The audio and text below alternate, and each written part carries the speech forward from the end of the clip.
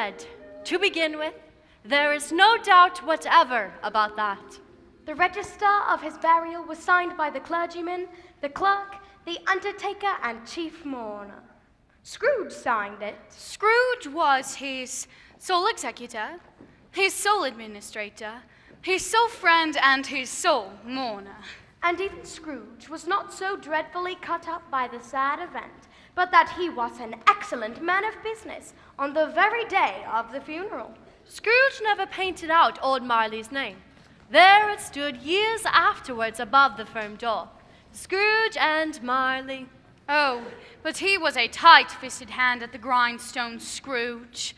The cold within him froze his old features, made his eyes red, his thin lips blue, and spoke out shrewdly in his grating voice. Humbug! He carried his own low temperature always about with him, and didn't thaw it 1 degree at Christmas. External heat and cold had little influence on Scrooge. No warmth could warm, no wintry weather chill him. No wind that blew was bitter than he. Nobody ever stopped him in the street to say, "My dear Scrooge, how are you? When will you come to see me?" No children asked him what it was o'clock. No man or woman ever once in all of his life inquired the way to such and such a place of Scrooge. But what did Scrooge care? It was the very thing he liked. Humbug!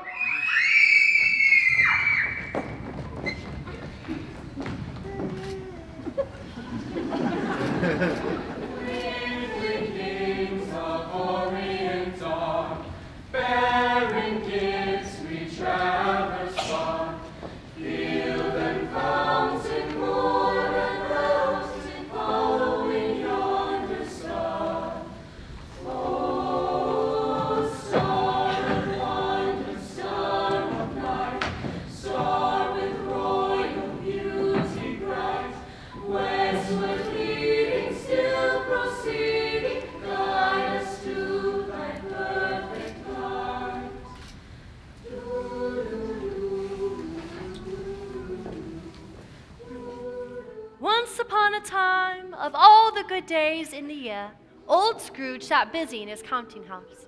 It was cold, bleak, biting weather, foggy withal. The door of his counting house was open that he might keep his eye upon his clerk.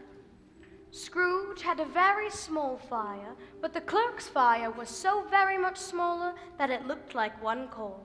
Wherefore the clerk put on his white scarf and tried to warm himself at the candle. A Merry Christmas, Uncle. Bah! Humbug! Christmas a humbug, Uncle. You don't mean that, I am sure. I do. Merry Christmas. What reason have you to be merry? You're poor enough. Come then, what right have you to be dismal? You're rich enough. Bah! Humbug! Don't be cross, Uncle. What else can I be when I live in such a world of fools as this? Merry Christmas. What's Christmas time to you but a time for paying bills without money? A time for finding yourself a year older but not an hour richer? Every idiot who goes about with Merry Christmas on his lips should be boiled in his own pudding and buried with a stake of holly through his heart. He should! Uncle! Nephew! Keep Christmas in your own way and let me keep it in mine. Keep it, but you don't keep it. Let me leave it alone then. Much good may it do to you, much good it has ever done to you. There are many things from which I might have derived good, by which I have not profited, I dare say. I have always thought of Christmas time as a good time, a kind, forgiving, charitable, pleasant time. The only time I know of in the long calendar of the year where men and women seem by one consent to open their shut-up hearts freely. And therefore, Uncle, though it has never put a scrap of gold or silver in my pocket, I believe that it has done me good, and it will do me good. And I say, God bless it! Let me hear another sound out of you and you'll keep your Christmas by losing your situation! You're quite a powerful speaker, sir. I wonder you don't go into Parliament. Don't be angry, Uncle. Come, dine with us tomorrow. Ah, humbug! But why? Why? Why what? Why did you get married? Because I fell in love. Because you fell in love. As if that were the only one thing in the world more ridiculous than a Merry Christmas. Good afternoon. Nay, Uncle, but you never came to see me before that happened. Why give it as a reason for not coming now? Good afternoon. I want nothing from you. I ask nothing of you. Good afternoon. I am sorry, with all my heart, to find you so resolute. But I have made the trial in homage to Christmas, and I will keep my Christmas humor to the last. So, a Merry Christmas, Uncle. Good afternoon! And a Happy New Year. Ah, humbug!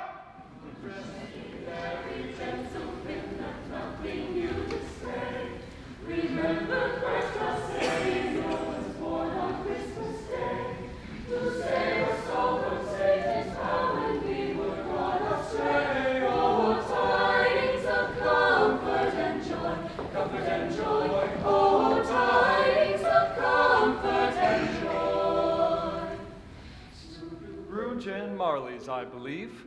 Have I the pleasure of speaking to Mr. Scrooge or Mr. Marley? Mr. Marley's been dead these 7 years. He died 7 years ago, this very night. We have no doubt his liberality is well represented by his surviving partner. At this festive season of the year, Mr. Scrooge, it is more than usually desirable that we make some slight provisions for the poor and destitute, who suffer greatly at this present time, sir. Many thousands are in want of common necessities. Are there no prisons? Plenty of prisons. And the union workhouses, are they still in operation? They are. Still, I wish I could say they were not. Both very busy, sir. Oh, it's just I was afraid from what you had said at first that something had occurred to stop them in their useful course. I'm very glad to hear that. Very glad.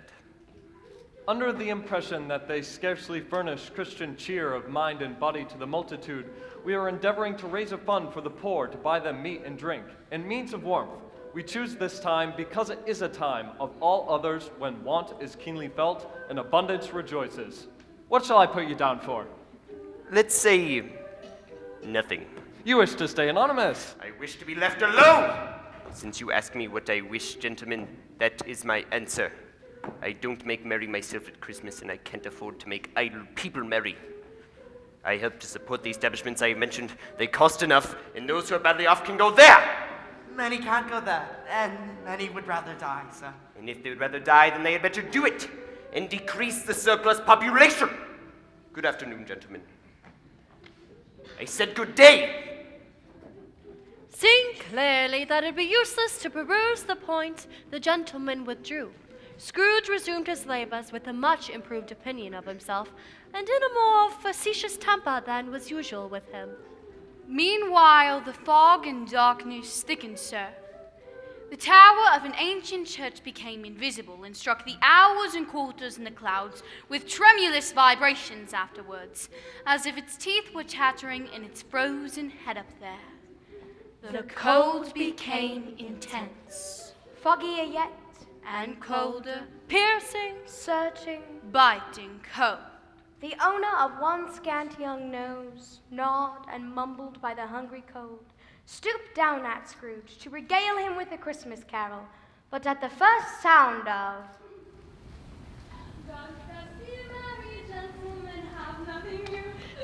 Humbug! Cease your ramblings at my door! at length, the hour of shutting up the counting house had arrived. You'll want all day tomorrow, I suppose. Well, if quite convenient, sir. Well, it's not convenient, and it's not fair. Why should I pay a day's wages for no work? Well, it's only once a year, sir. Yeah, well, it's a poor excuse for picking a man's pocket every 25th of December. But I suppose you must have the whole day. Be here all the earlier the next morning. Yes, sir. Quite right. The office was closed in a twinkling in honor of its being Christmas Eve.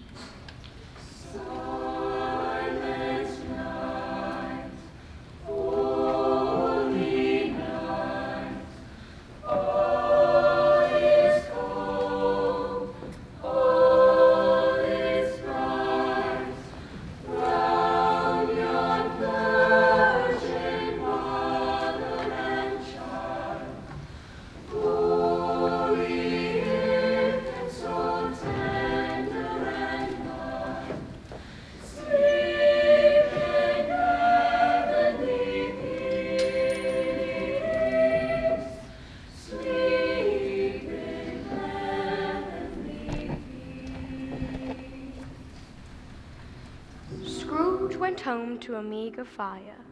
He lived in chambers which had once belonged to his deceased partner, Jacob Marley. It was old enough and dreary enough. Now, it is a fact that there was nothing at all particular about the knocker on the door, except that it was rather large. It is also a fact that Scrooge had seen it night and day during his whole residence in that place. Let it also be borne in mind that Scrooge had not bestowed one thought on Marley since his last mention of his 7 years dead partner that afternoon. Having his key in the lock of the door, Scrooge saw on the knocker, not a knocker, but Marley's face. It was not angry or ferocious, but looked at Scrooge as Marley used to look. And though the eyes were wide open, they were perfectly motionless. Bah! Humbug!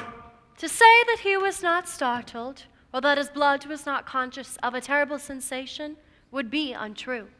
He did pause with a moment's irresolution before he shut the door, and he did look cautiously behind it first, as if he half expected to be terrified with the sight of Marley. Bah! Humbug! Up Scrooge went, not caring a button for the darkness. Darkness was cheap, and Scrooge liked it. But before he shut his heavy door, he went through his rooms to see that all was right. He had just enough recollection of the face to desire to do just that. Nobody under the table. Nobody under the sofa. Nobody under the bed. Nobody in his dressing gown. All as they should be.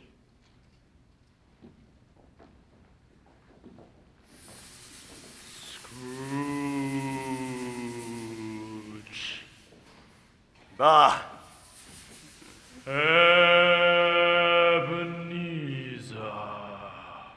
Humbug! Ebenezer Scrooge.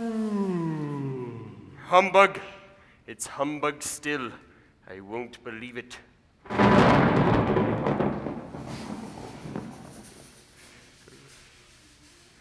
Oh, what do you want with me? Who are you?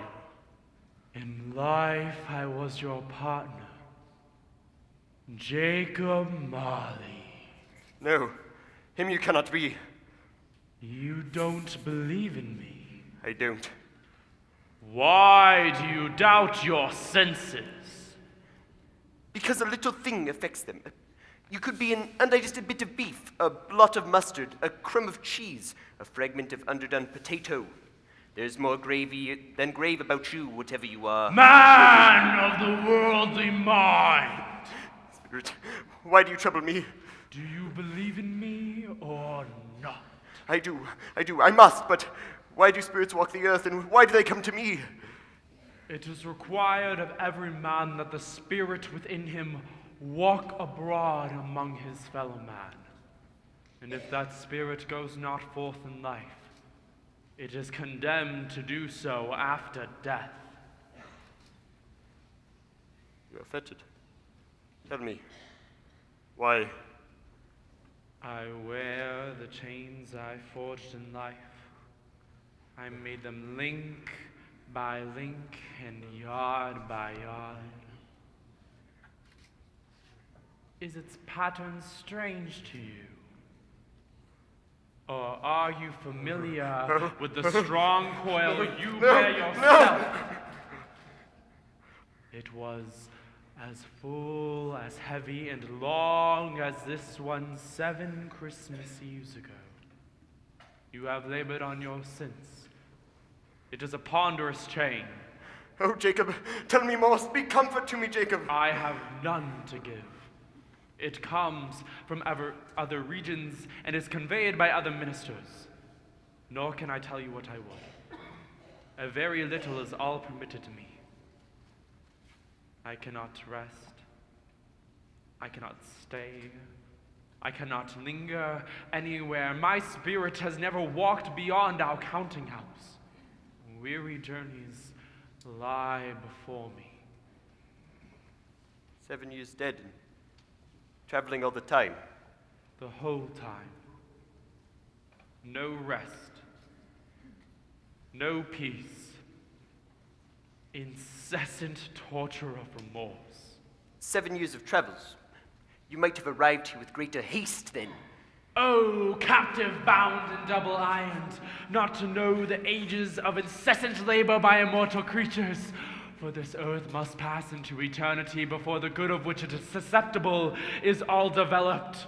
Not to know that no space of regret can make amends for one life opportunities misused. Yet, such was I. Oh, such was I. But you were always a good man of business, Jacob. Business? Mankind should have been my business. Charity, mercy, forbearance, and benevolence, those should have been my business. Why did I walk through crowds of fellow beings with my eyes turned down and never raised to that blessed star? Were there no poor homes to which its light would have conducted me? Hear me, my time is nearly gone. I will, but don't be hard upon me, Jacob. Don't be flowery, pray. How it is that I am able to appear before you in a shape that you may see, I cannot tell. I have sat invisible beside you many and many a day. That is no light part of my penance. I am here tonight to warn you that you have a chance and hope of escaping my fate. A chance and hope, Ebenezer. You always were a good friend to me, Jacob. You will be haunted by 3 spirits. Is that the chance and hope you mentioned before? It is. I'd rather not. Without their visits, you cannot hope to shun the path I tread. Expect the first when the bell tolls 1. Couldn't I take them all at once and have it over with, Jacob? Expect the second on the next hour, and the third when the stroke of 3 has ceased to vibrate. And look to see me no more. And look that, for your own sake, you remember what has passed between us. No, Jacob! Jacob! Jacob!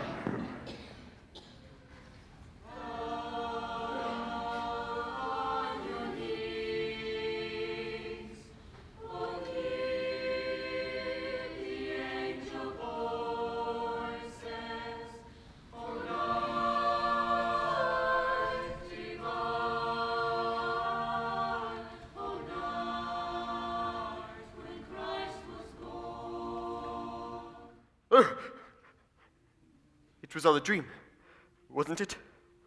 Old Marley has been dead 7 years now, but how was it so real as to trick the senses? Was it a dream or not? Scrooge lay in this state until the chime had gone 3/4 more, when on a sudden he remembered the ghost warned him of a visitation when the bell tolled 1. I will lie awake until the hour is past. Such silly things we do to calm the conscience after a frightful dream. Considering that he could no more go to sleep than go to heaven, this was perhaps the wisest resolution in his power. The quarter was so long that more than once he was convinced he had slept into a doze unconsciously and missed the clock. At length, it broke upon his listening ear. The hour itself, and nothing else. Ebenezer Scrooge. Are you the spirit whose coming was foretold to me? I am. Who and what are you? I am the ghost of Christmas past. Long past? No. your past, What business brings you here? your welfare. Come, walk with me.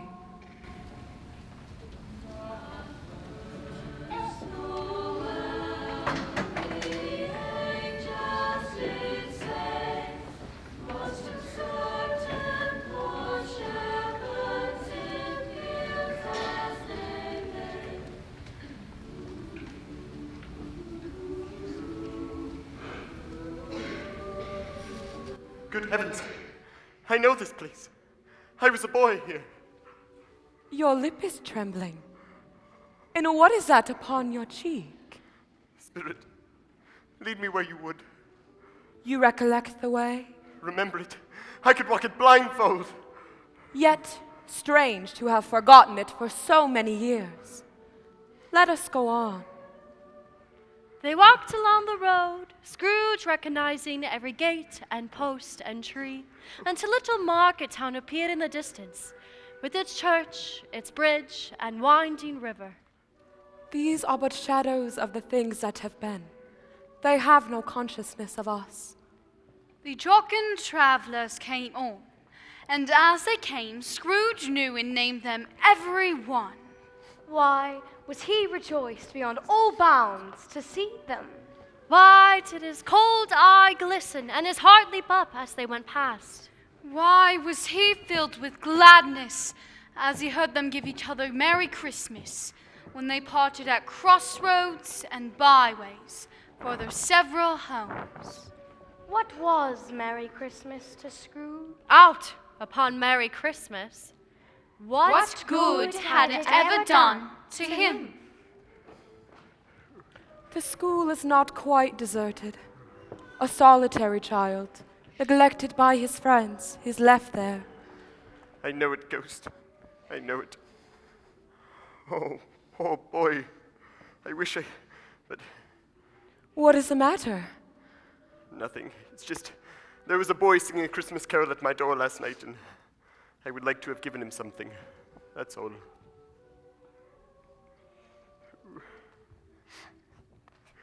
Ben? I've come to bring you home, dear brother, to bring you home, home, home. Home, little Fed. Yes, home forever and ever. Home for good and all. Father is so much kinder than he used to be. That's home like heaven. He spoke so gently to me one dear night that I was not afraid to ask him once more if he might let me bring you home. And he said yes. Sent me in a coach to bring me here.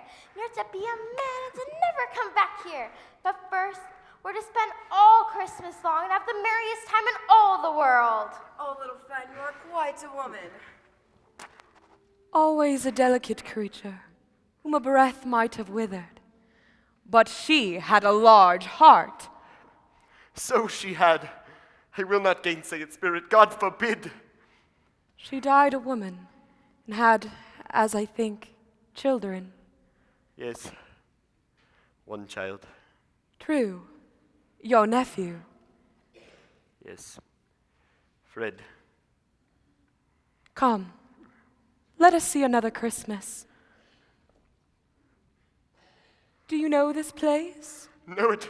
I was apprenticed here. Why, it's old Fezziwig. Bless his heart, it's Fezziwig alive again. Yo-ho, my boys. Ebenezer, Dick. Oh, Dick Wilkins, to be sure.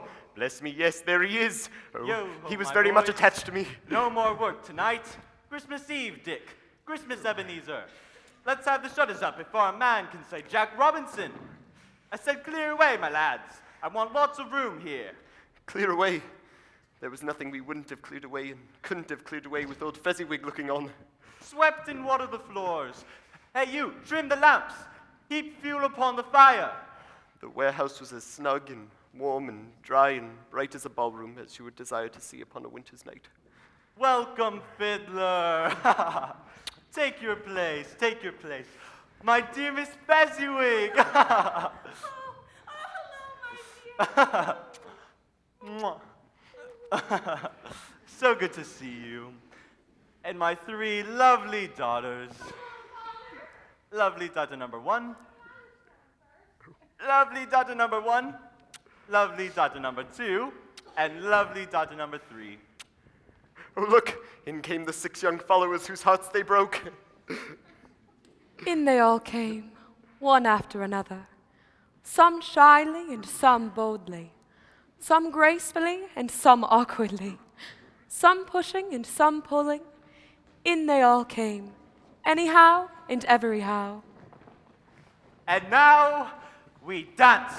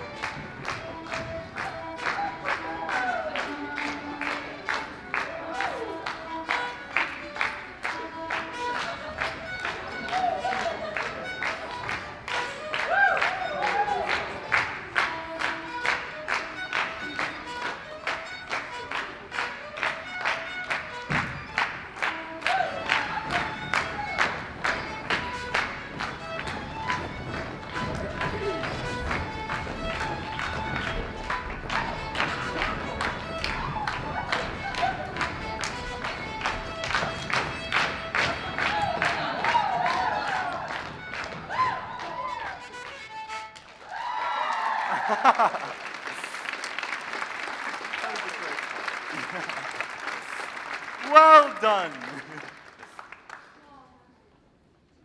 Silly folks so full of gratitude. Small. Why, is it not? He has spent but a few pounds of your mortal money, 3 or 4 perhaps.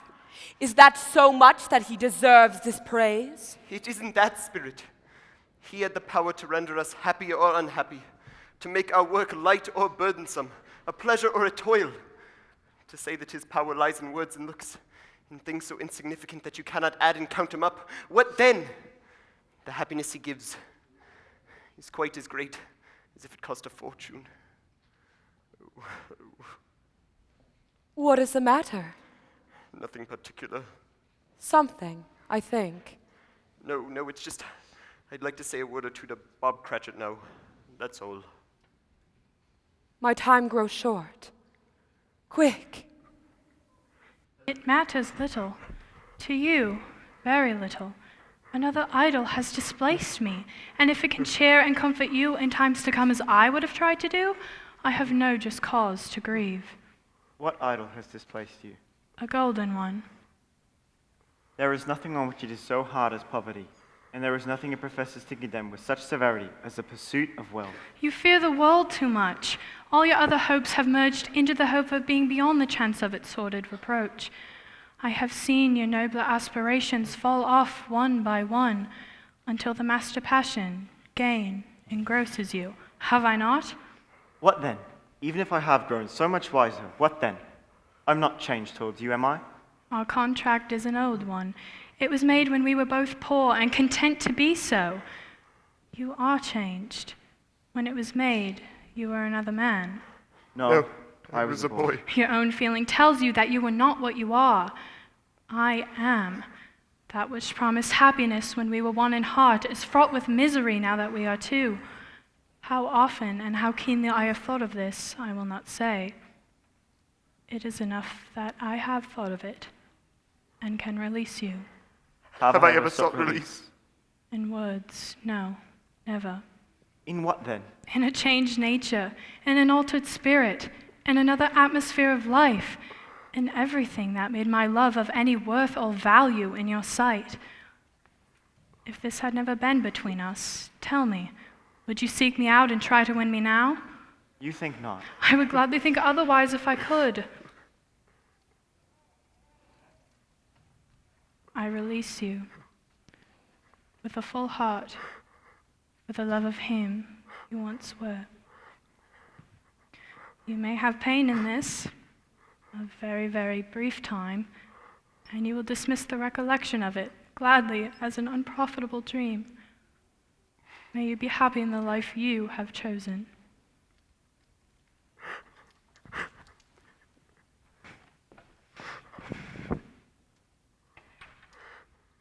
Spirit, conduct me home. Why do you delight to torture me? These are things which have already happened. Nothing here is new to you. To have touched her lips, to have looked forth upon the lashes of her downcast eyes, to have let loose waves of hair, an inch of which would be a keepsake beyond price, and to be man enough to know its value. No, Belle, please don't.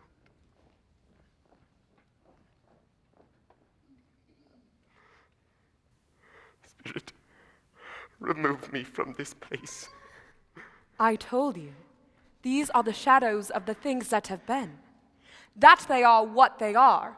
Do not blame me. Spirit, remove me. Take me back. Haunt me no longer. As you wish.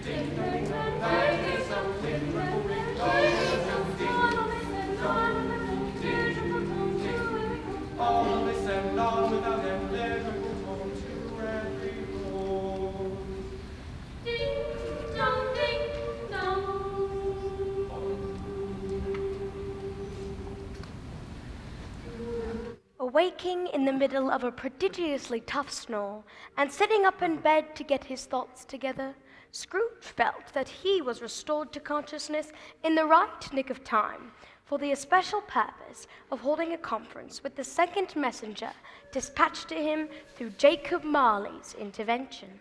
He established a sharp lookout all around the bed, for he wished to challenge the spirit of it the moment of its appearance, and did not wish to be taken by surprise or made nervous. He was ready for a good broad field of strange appearances. That nothing between a baby and a rhinoceros would have astonished him very much. Now, being prepared for almost anything, he was by no means prepared for nothing. He lay on his bed, the very core and center of a blaze of ruddy light, and which, being only light, was more alarming than a dozen ghosts, as he was powerless to make out what it meant.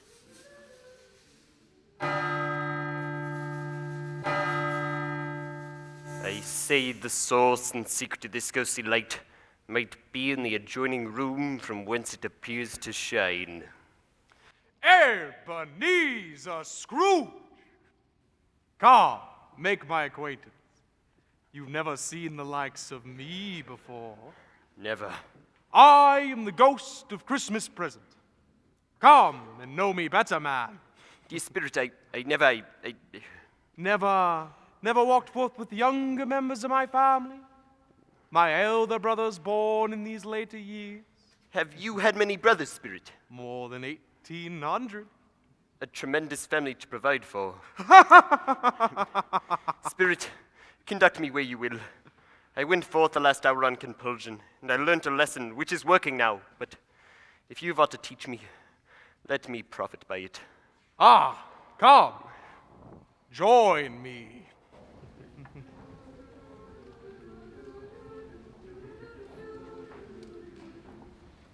Scrooge did it all, and infinitely more. They stood in the city streets on Christmas morning. The sky was gloomy, and the shorter streets were choked up with a dingy mist. There was nothing very cheerful in the climate or the town. And yet there was an air of cheerfulness abroad that the clearest summer air and brightest summer sun might have endeavored to diffuse in vain. The people who were shoveling away on housetops were jovial and full of glee. There emerged from scores of by streets innumerable people, carrying their dinners to the baker shops. The sight of these poor revelers appeared to interest the spirit very much, as he sprinkled incense on their dinners from his torch. It was a very uncommon kind of torch, for once or twice, when there were angry words spoken between dinner carriers who had jostled each other, he shed a few drops of water on them from it, and their good humor was restored directly, for they said, "It was a shame to quarrel upon Christmas Day." And so it was. God love it. So it was. Spirit, is there a peculiar flavor in what you sprinkle from your torch? There is my own. And would it apply to any kind of dinner on this day? Why, to any kindly given, to a poor one most. Why to a poor one most? Because it needs it most. Spirit, I wonder you of all the beings in the many worlds about us should desire to cramp these people's opportunities of innocent enjoyment. I? You would deprive them of the means of dining every seventh day, often the only day in which they can be said to dine at all, wouldn't you? I? You seek to close these places on the seventh day. Forgive me if I am wrong, but it all comes to the same thing, and it has been done in your name, or at least in that of your family. There are some of those upon this earth of yours who lay claim to know us, and who do their deeds of passion, pride, hatred, envy, and selfishness in our name, who are as strange to us and all our kith and kin as if they had never lived. Remember this, and charge their doings upon themselves, not us. Come. What has ever got your precious father then? And your brother, Tiny Tim? Oh, and Martha wasn't late last Christmas Day by half an hour.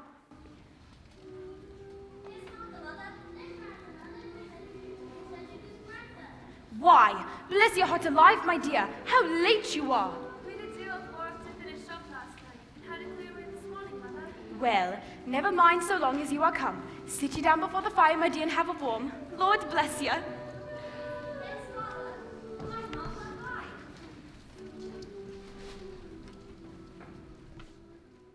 Merry Christmas. Merry Christmas. Well. Why? Where's our Martha? Not coming. Not coming? Upon Christmas Day? Merry Christmas, Father! Martha! Merry Christmas. Merry Christmas. Oh, and how did our little Tiny Tim behave? Oh, as good as gold. And better. He gets thoughtful sometimes, sitting by himself so much. He thinks the strangest things you have ever heard. He told me today, coming home, that he hoped the people saw him in church, and because he was a cripple, it may be pleasant to them to remember upon Christmas Day who made lame beggars walk and blind men see. Peter, would you bless the food this Christmas morning?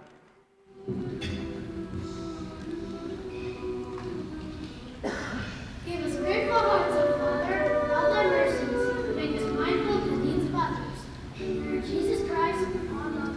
Amen. Amen. They are not a handsome family. They are not well dressed. Their shoes are far from being waterproof. Their clothes are scanty. And Peter might know, and very likely does, the inside of a pawnbroker's. But they are happy, grateful, pleased with one another, and contented with the time. Oh, what a wonderful pudding. This must be your greatest success since our marriage. I must confess, I've had my doubts about the quantity of flour. Well, your doubts are misplaced, my dear. The meal looks simply splendid. Let us make a toast this fine morning.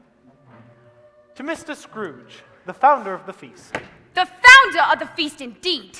Oh, I wish I had him here. I'd give him a piece of my mind to feast upon, and I'd hope he'd have a good appetite for it.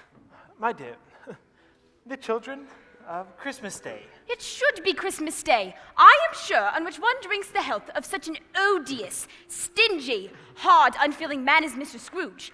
You know he is, Robert. Nobody knows it better than you, poor fellow.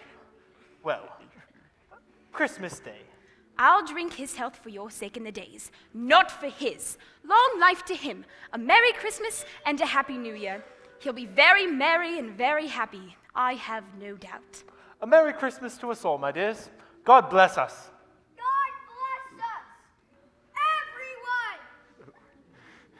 Spirit, say that Tiny Tim will live. I see a vacant seat in the poor chimney corner, and a crutch without an owner carefully preserved. If these shadows remain unaltered by the future, the child will die. No, no, kind spirit. Say he will be spared. If these shadows remain unaltered by the future, none other of my race will find him here. What then? If he be like to die, he had better do it and decrease the surplus population. Will you decide what men shall live and what men shall die? It may be that in the sight of heaven you are more worthless and less fit to live than millions like this poor man's child. Come, we have more to see. What place is this? Is it a surprise to you to view your own nephew's home? If you should by any unlikely chance meet a man more blessed in a laugh than your nephew, all I can say is I should like to know him too. Where there is infection and disease and sorrow, there is nothing in this world more contagious than laughter and good humor. He said that Christmas was a humbug, as I live. He believed it too. More shame for him, Fred. He's a comical old fellow, that's the truth. And not so pleasant as he might be. However, his offenses carry their own punishment, and I have nothing to say against him. I'm sure he's very rich, Fred. At least you always tell me so. What of that, my dear? His wealth is of no use to him. He don't do any good with it. He don't make himself comfortable with it. And he hasn't the satisfaction of thinking that that he could ever benefit us with it. I have no patience with him. Oh, I have. I'm sorry for him, and I couldn't be angry with him if I tried. Who suffers by his ill whims? Himself, always. Here he takes it into his head to dislike us and not come and dine with us. What's the consequence? I think he loses a very good dinner. I was only going to say that the consequence of his taking a dislike to us and not making merry with us is, as I think, he loses some pleasant moments, which could do him no harm.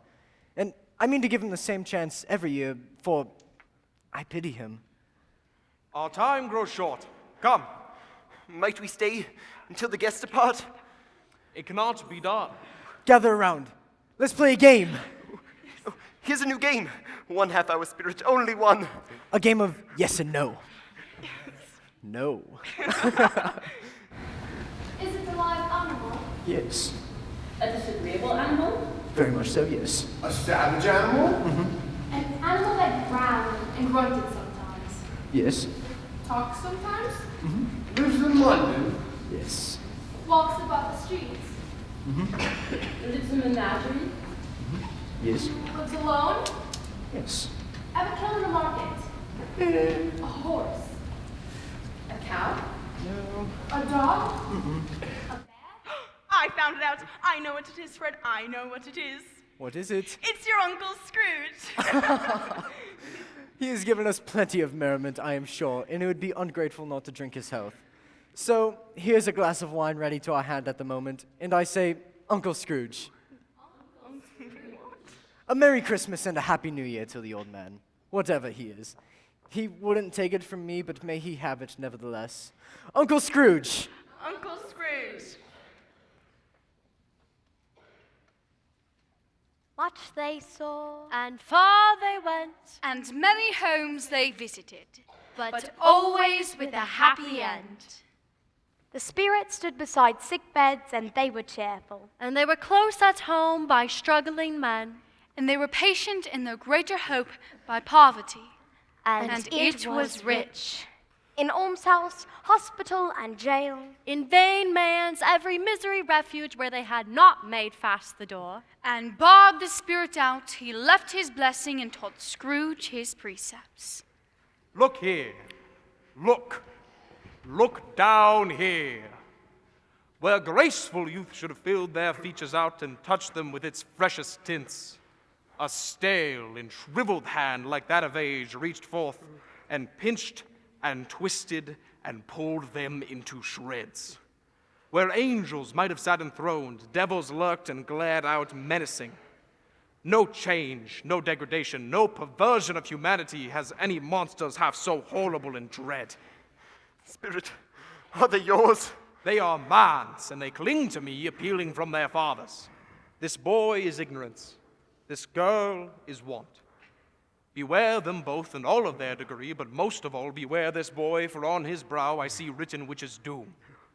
Unless the writing be erased, deny it. Slander those who tell it ye. Admit it for your facetious purposes and bide the end. Have they no refuge or resource? Are there no prisons? Are there no workhouses? My own words. They haunt me so.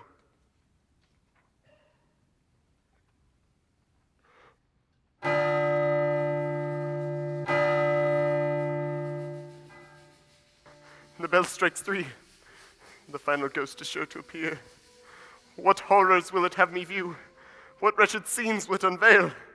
I don't know, but I hope I never have to. Am I in the presence of the ghost of Christmas yet to come?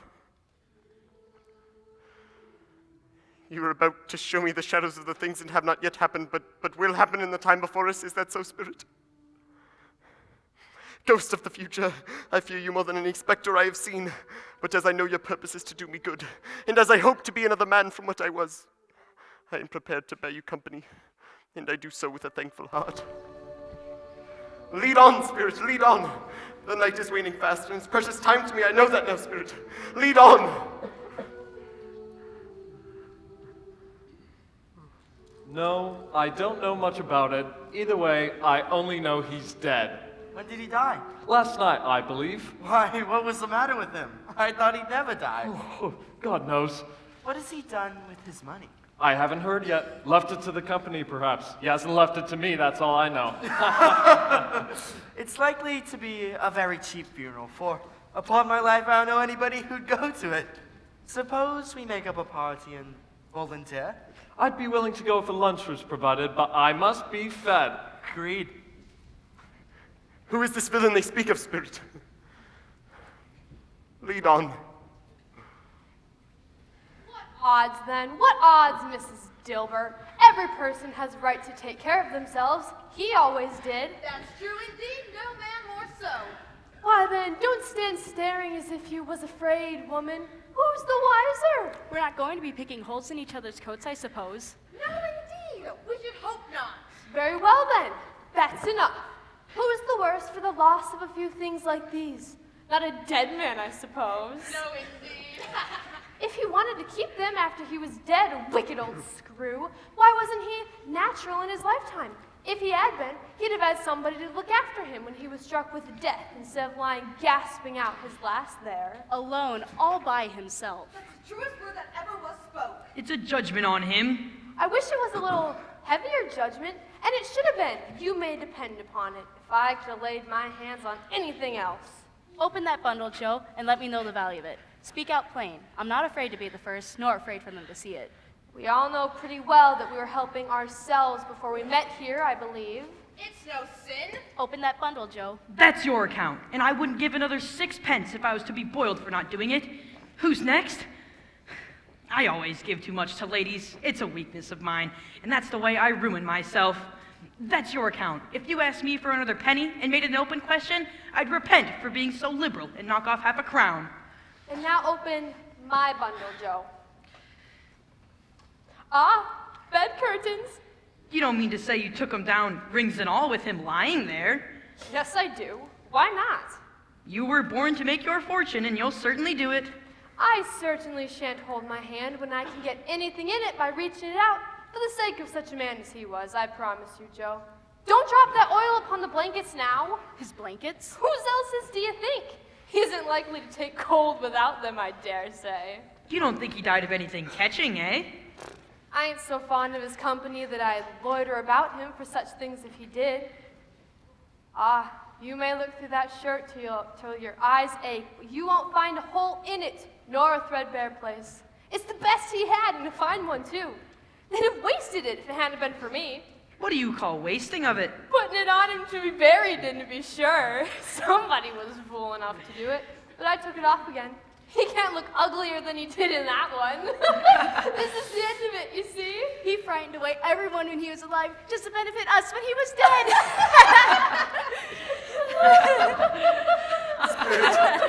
I see. The case of this unhappy man might be my own. My life tends that way now. But if there is anyone who feels emotion caused by this man's death, show that person to me, Spirit, I beseech you.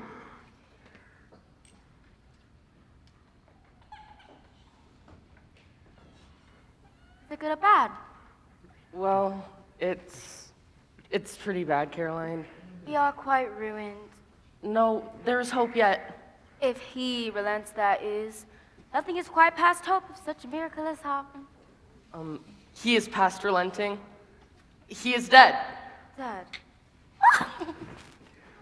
To whom will our debts be transferred? I don't know, but by that time we shall be ready with the money. And even though we're not, it would be a bad fortune indeed to find such a merciless accreditor and successor. We may sleep tonight with light hearts, Caroline. Let me see some tenderness connected with death, or that dark chamber which we left just now will be forever present to me. Oh, the color. Oh, it hurts my eyes. Color. Oh, Tiny Tim. They're better now again. I wouldn't show you guys to your father when he comes home. For the world. It must mean it is time. Master Robert, he's walked a little slower than he used to these few last evenings, Mother. Oh, I have known him walk with.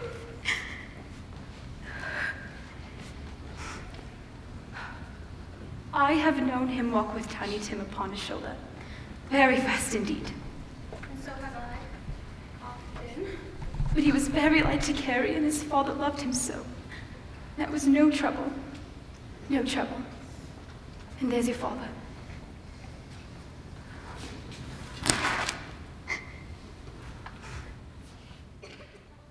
Sunday. You went today then, Robert? Yes. I wish you could have come. Would have done you good to see how green a place it is. But you'll see it often. I promised him that we would walk there on a Sunday. My little child. My little child.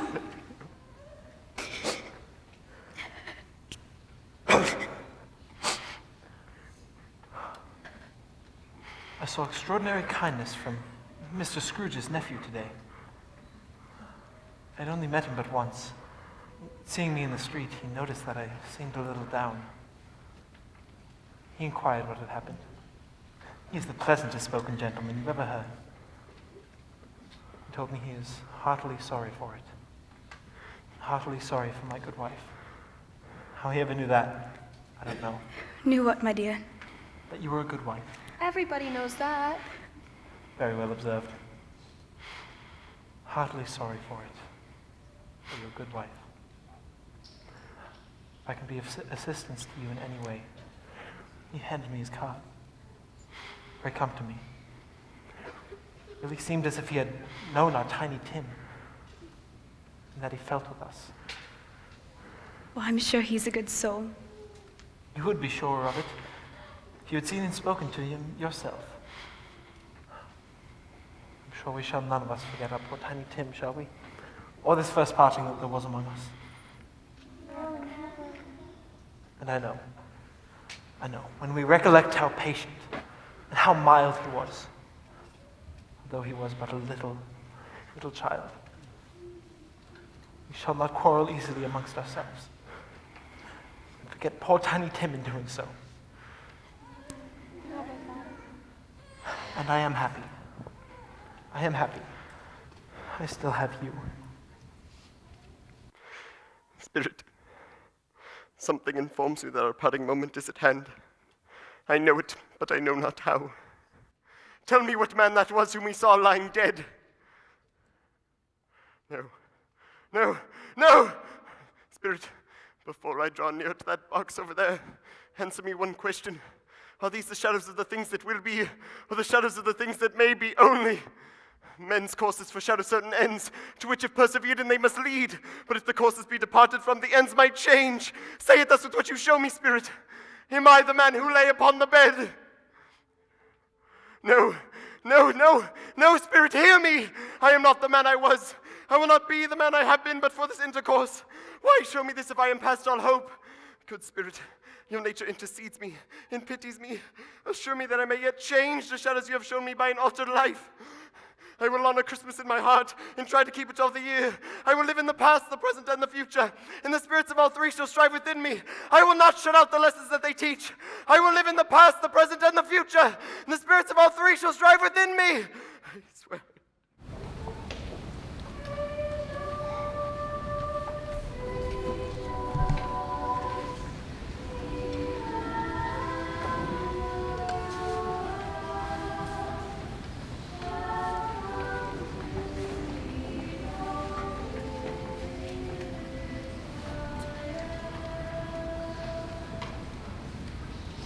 I will live in the past, the present, and the future, and the spirits of all three shall strive within me.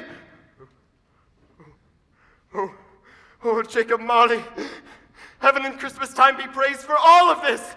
I say it on my knees, Jacob, on my knees. They're not gone. The blankets, they're not gone. They are here. I'm here. The shadows of the things that might have been may be dispelled. They will be. I know they will. I don't know what to do. I'm as light as a feather. I'm as happy as an angel. I'm as merry as a schoolboy. I'm as giddy as a drunken man. A Merry Christmas to everybody and a Happy New Year to all the world. Hello, are you in there, Ebenezer? Hello. I don't know what day of the month it is. I don't know how long I've been among the spirits. I don't know anything. I'm quite a baby. Never mind, I don't care. I'd rather be a baby. I don't care. Hello, up here, my fine fellow. What's today? Today, why, Christmas Day. It's Christmas Day. I even missed it. The spirits did it all in one night. Well, of course they can. They can do anything they like. They're spirits. Yes, of course they can. Oh, hello, my fine fellow. Oh, Do you know the poulterers on the next street but one, at the corner? I should hope I do. Oh, an intelligent boy. A remarkable boy. Do you know, have they sold the big prize turkey that was hanging up there? Not the little one again, the big one. The one as big as me? Oh, what a delightful lad. It's quite a pleasure to talk to him. Yes, my boy. It's hanging there now. Go and buy it. Do you jest so? No. I'm in earnest. Go and buy it, and bring the man back here that I may give him the direction with which to take it. Come back with the man, and I'll give you a shilling. Come back with the man in less than 5 minutes, and I'll give you half a crown. Half a crown? Hurrah! I shall send it to Bob Cratchit's. He shan't know who sends it. It's twice the size of Tiny Tim. Angels we have heard on high, sweetly singing o'er the plains, and the mountains in reply, echoing their joyous strains. Gloria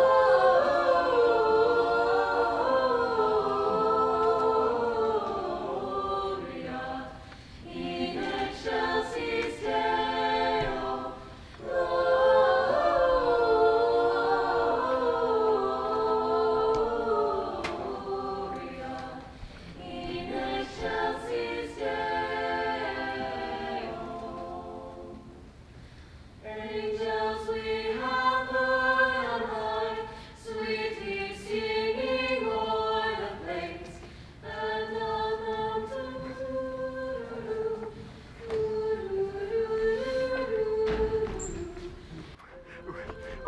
dear sirs, wait! My dear sirs, how do you do?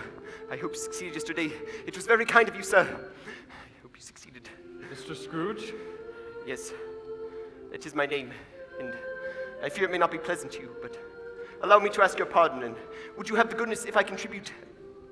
Lord bless me! My dear Scrooge, are you serious? And not a farthing less. There are a great many back payments included in it, I assure you.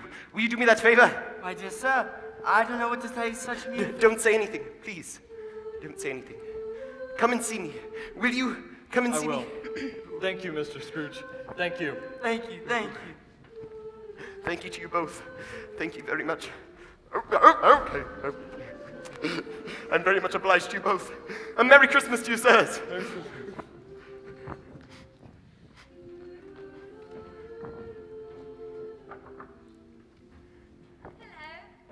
Is your master home, my dear? Yes, sir. Where is he, my love? He's in the dining hall, sir, with the mistress. Why, bless my soul. Uncle Scrooge? It's I, your Uncle Scrooge. I've come to dinner. Will you let me in, Fred? Of course, Uncle, of course. Come in, come in. Of course, of course. It is a mercy he didn't shake his arm off. He was at home in 5 minutes. Wonderful party, wonderful games, wonderful unanimity, and wonderful happiness. But he was early at the office the next morning. Oh, how early he was there. If he could only catch Bob Cratchit's coming in late. It was the very thing he had set his heart upon. And he did it. Yes, he did. The clock struck 9. No Bob. A 1:15. No Bob. He was a full 18 minutes and a half behind his time.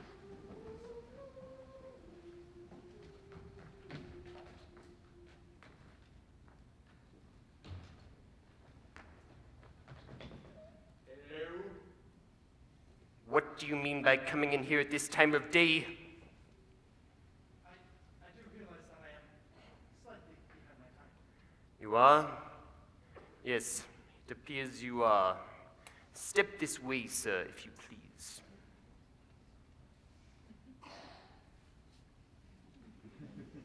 Step closer.